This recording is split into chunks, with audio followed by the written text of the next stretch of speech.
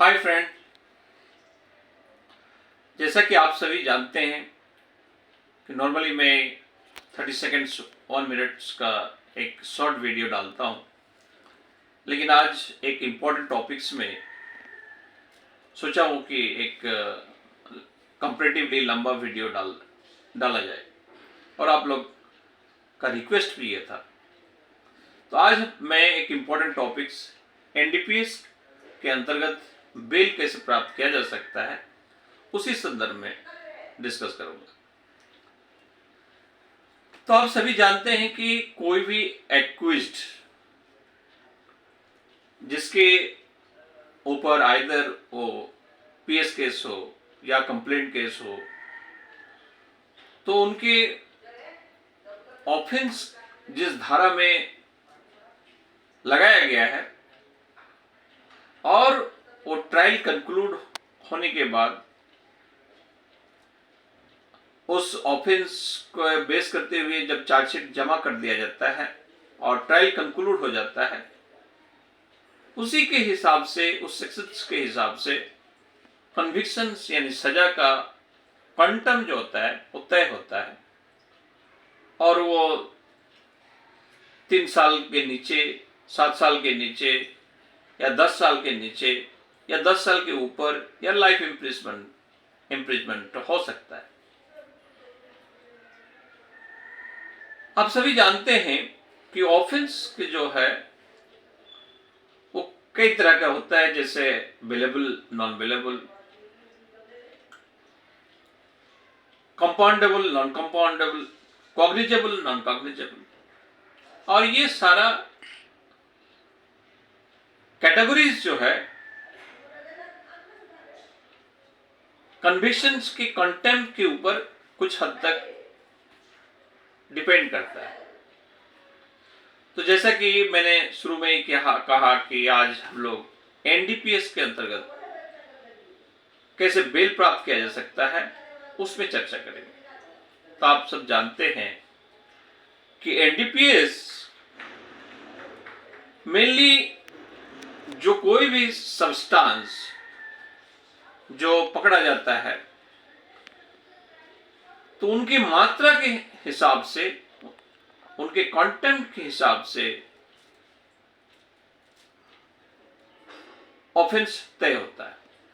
यानी कैटेगरी जो है मात्रा को 3 भाग में बांटा गया। एक स्मॉल क्वांटिटीज, मीडिएटरीज एंड कमर्शियल। अगर किसी छोटा मात्रा में एकदम स्मॉल क्वांटिटीज है तो ऐसे सिचुएशंस में डेफिनेटली उसका अगर ट्रायल होने के बाद उसका सजा तय हो जाए तो निश्चित रूप से उनके सजा कम होंगे। उसी तरह अगर मीडिएटरीज क्वांटिटीज है तो कंपैरेटिवली सजा ज्यादा होगा, और कमर्शियल है तो और ज्यादा होगा। अब हम लोग का जो सवाल है, हम लोग जिस विषय में चर्चा करना चाह रहे हैं कि बेल पाने के लिए क्या बेल पा सकता है कि नहीं, तो डेफिनेटली वो बेल के लिए अप्लाई करेंगे। तो इस संदर्भ में आज जो हम लोग डिस्कस करेंगे, हमारे सीआरपीसी के सेक्शन 4, सीआरपीसी के सेक्शन 167 सब सेक्शन 2 और एनडीपीएस एक्ट के सेक्शन 36A सब सेक्शन 4 के तहत में इसका अध्ययन करेंगे, डिस्कस करेंगे। अब सभी जानते हैं कि हमारे सीआरपीसी की जो प्रोविजंस है 167(2), that is the default bill.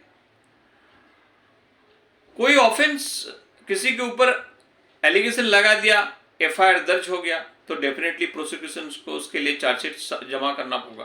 तो चार्जशीट जमा करने की भी एक समय सीमा तय किया गया है। अगर एक्यूज जो है कस्टडी में है, मान लिया जाए कि एनडीपीएस के अंतर्गत वो कस्टडी में है, और तो इस सिचुएशंस में प्रोसिक्यूशन का जवाबदेही है कि वो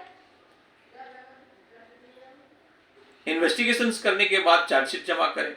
तो जैसे मैंने कहा कि 167(2) में अगर कोई ऐसा ऑफेंस जो 3 साल के नीचे की सजा का हो, सॉरी, अगर ऐसा कोई ऑफेंस जो 10 साल नीचे की सजा का हो, तो ऐसी स्थिति में उनको 60 डेज के अंतर्गत चार्जशीट जमा करना होगा।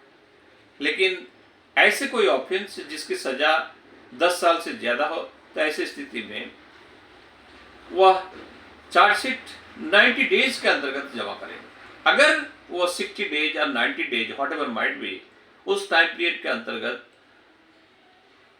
चार्जशीट जमा नहीं किया, तो ऐसी स्थिति में एक्यूज्ड जो है 167(2) के अंतर्गत डिफॉल्ट बेल के लिए अप्लाई कर सकता है।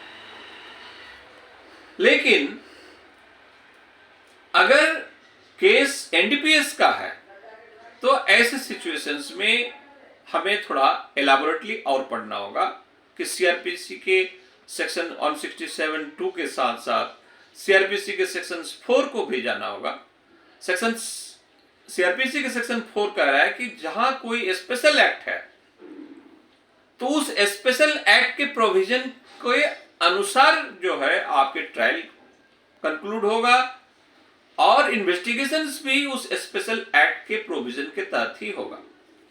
अब हमारे एनडीपीएस की बात है, तो एनडीपीएस के सेक्शन 36A(4) में स्पष्ट प्रावधान है, चूंकि एनडीपीएस केस में इन्वेस्टिगेशंस करने में थोड़ा समय लगता है, उनको बारीकी से इन्वेस्टिगेशन करना पड़ता है, चार्जशीट जमा करने के में देर हो सकता है। इसलिए जहां 60 डेज 90 डेज के प्रावधान 167(2) में है, वहां एनडीपीएस के केस में वह पीरियड 180 डेज हो जाता है। Not only that, after the special permission of the higher authority, यह पीरियड जो है 180 डेज से बढ़कर 360 डेज यानी 1 ईयर होगा।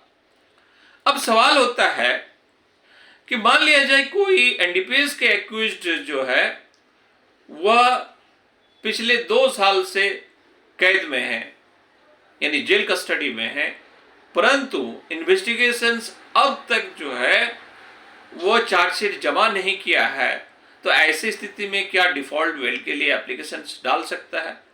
तो निश्चित रूप से, चूंकि एनडीपीएस के लिए 180 डेज या 360 डेज, जिसको हम लोग 1 ईयर कहते हैं, एक लंबा अवधि दिया गया उसको इन्वेस्टिगेशंस करने का पीरियड और चार्जशीट जमा करने का उसको समय दिया गया, लेकिन प्रोसिक्यूशन ऐसे चार्जशीट इस पीरियड में यानी 1 साल तक के अंदर तो वो चार्जशीट जमा नहीं किया, तो ऐसे सिचुएशंस में डिफॉल्ट बेल के लिए एक्यूज्ड जो है अप्लाई कर सकता है। तो ये है हमारे डिटेल्स प्रोविजंस एनडीपीएस के अंतर्गत। तो जब भी हमने डिफॉल्ट बेल के लिए अप्लाई करें, 167(2) का एक्सरसाइज करने का कोशिश करें, और मैटर अगर एनडीपीएस का हो तो निश्चित रूप से हमें 167(2) and 4 of CrPC as well as जिसको हम लोग कहेंगे read with sections 36A(4) of NDPS act भी देखना जरूरी है।